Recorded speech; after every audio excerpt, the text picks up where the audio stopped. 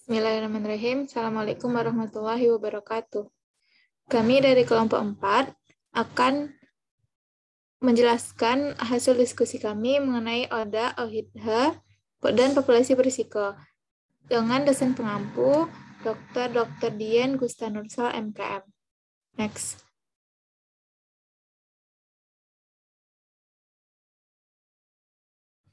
Untuk anggota kelompok 4 yaitu ada Aulia Salsabila, ada Hanif Aulia Rafdi, Mezi Francisca, dan Nia Octaviana.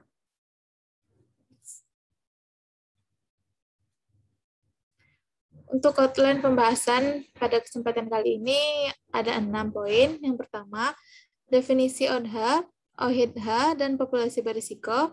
Yang kedua, HODH, OHIDH, dan populasi berisiko dalam mendapatkan pelayanan kesehatan dan partisipasi dalam program pencegahan. Yang ketiga, kontribusi ODA, OHIDA, dan populasi kunci dalam program prevensi. Yang keempat, permasalahan yang terjadi pada ODA, OHIDH, dan populasi berisiko. Yang kelima, kegiatan-kegiatan yang dilakukan untuk mencapai kualitas hidup ODA yang lebih baik. Dan yang terakhir yaitu respon psikologi pada ODA. Next. Untuk yang pertama akan dijelaskan oleh rekan saya.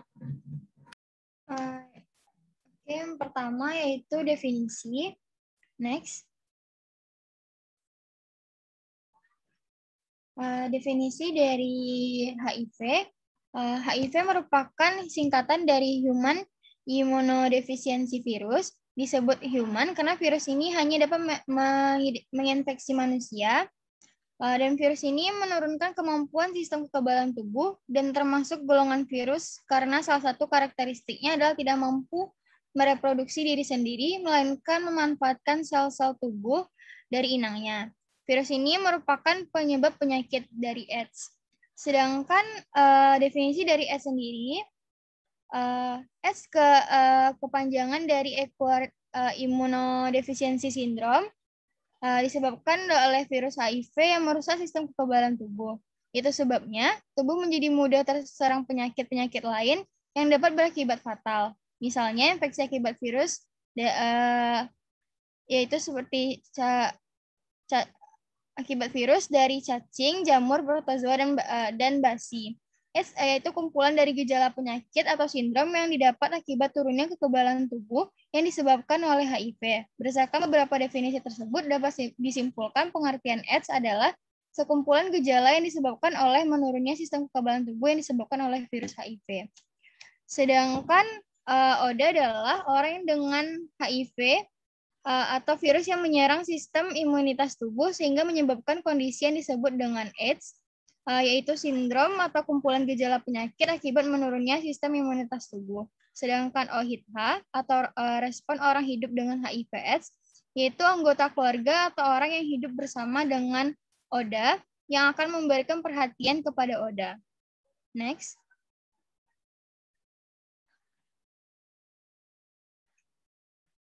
Sedangkan populasi kunci atau berisiko merupakan orang-orang yang berisiko tertular atau rawan tertular karena perilaku seksual berisiko yang tidak terlindung saat bertukar alat suntik tidak steril.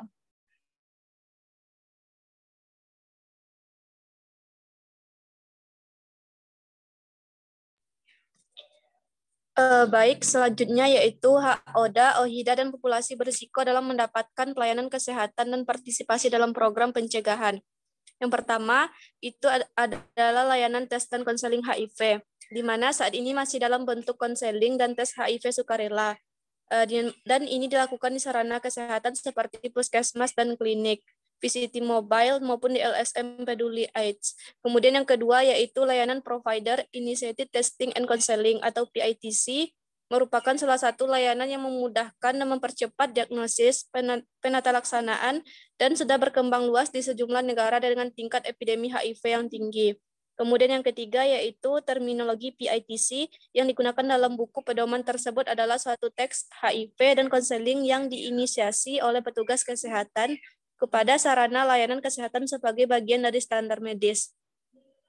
Tujuan utamanya adalah untuk membuat keputusan klinis atau menentukan pelayanan media khusus yang tidak mungkin dilaksanakan tanpa mengetahui status HIV seseorang. Next.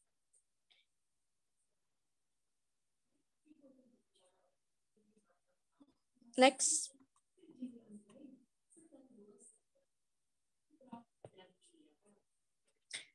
Selanjutnya yaitu kontribusi ODA, OHIDA, dan populasi kunci dalam program prevensi.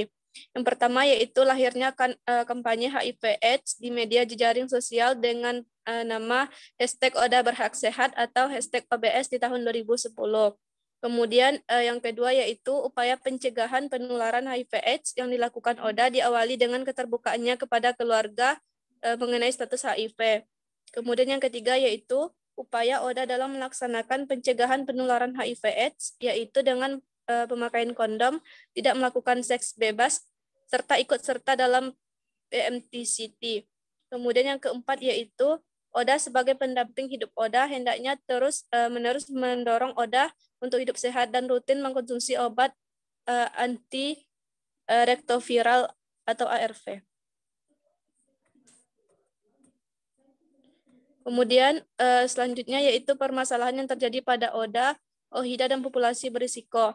Nah, yang pertama itu ada permasalahan psikologi, di mana ini seperti gangguan kognitif, gangguan psikos, sampai gangguan kepribadian, takut, sedih, serta merasa bahwa dirinya tidak berguna lagi dan tidak ada harapan, serta merasa putus asa.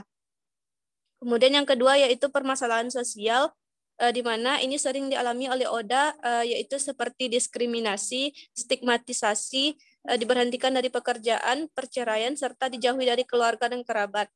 Kemudian yang ketiga yaitu permasalahan biologi, ini sering dialami oleh ODA berupa infeksi oportunistik, gejala simptomatik yang berhubungan dengan AIDS, efek samping dari obat ARV, serta sindrom pemulihan kekebalan tubuh. Yang keempat itu ada stigma, adalah sebuah tanda atau ciri tertentu yang menyatakan seseorang dianggap ternoda dan mempunyai watak yang tercela. Kemudian yang kelima yaitu ada diskriminasi. Ini merujuk pada pelayanan yang tidak adil terhadap individu tertentu berdasarkan karakteristik yang dimiliki, di mana diskriminasi itu bisa terhadap ODA atau OHIDA dan biasanya terjadi di berbagai tingkatan sosial mulai dari keluarga, masyarakat, institusional maupun nasional.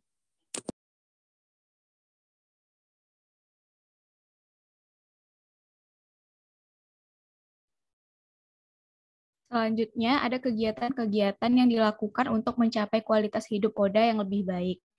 Yang pertama, ada memberi dukungan secara emosional dan juga pendampingan serta informasi terkait pelayanan kesehatan yang memadai bagi ODA. Informasi yang diberikan dapat berupa alur pendaftaran yang dapat ditempuh oleh ODA agar mendapatkan pelayanan kesehatan yang memadai dan juga memberi dukungan secara emosional agar ODA dapat bangkit dari keterpurukannya. Yang kedua, dapat mengontrol kepatuhan ODA dalam menjalani terapi dan pengobatan. Yang ketiga, memberikan informasi dan pengetahuan mengenai dasar HIV dan AIDS, cara membuka status kesehatan kepada orang lain, pengobatan ARV, dan perkembangan pengetahuan lain yang menunjang peningkatan kualitas hidup ODA.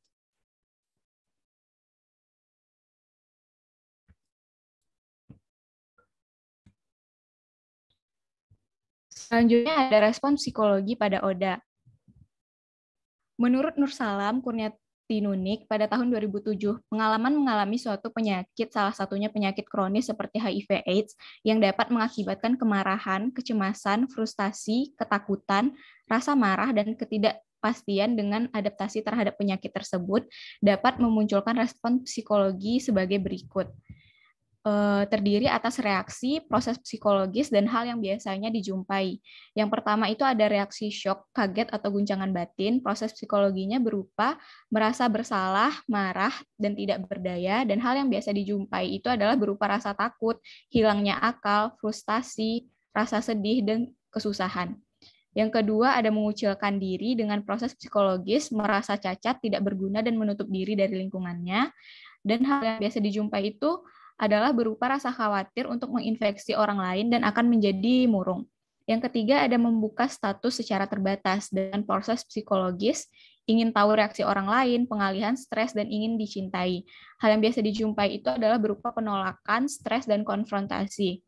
Yang keempat, ada status khusus dengan proses psikologis, perubahan keterasingan menjadi manfaat khusus, perbedaan menjadi hal yang istimewa, dibutuhkan oleh orang yang lainnya. Dan hal yang biasanya dijumpai itu berupa ketergantungan dan over-identification. Yang kelima itu ada perilaku mementingkan orang lain. Proses psikologisnya berupa komitmen dan kesatuan kelompok, keputusan memberikan dan berbagi, dan perasaan sebagai sebuah kelompok. Dan hal yang biasanya dijumpai itu adalah reaksi dan kompensasi yang berlebihan. Yang keenam, ada mencari orang lain HIV yang positif dengan proses psikologis, berbagi rasa, pengenalan, kepercayaan, penguatan, dan dukungan sosial. Dan hal yang biasanya dijumpai itu adalah ketergantungan, campur tangan, dan rasa tidak percaya kepada pemegang rahasianya. Dan yang terakhir adalah reaksi penerimaan dengan proses psikologis, integrasi status positif HIV/AIDS dengan identitas diri, keseimbangan antara kepentingan orang lain dengan diri sendiri, dan bisa menyebutkan kondisi dirinya sekarang. Dan hal yang biasanya dijumpai itu adalah berupa apatis dan sulit diubah. Selanjutnya dikembalikan kepada moderator.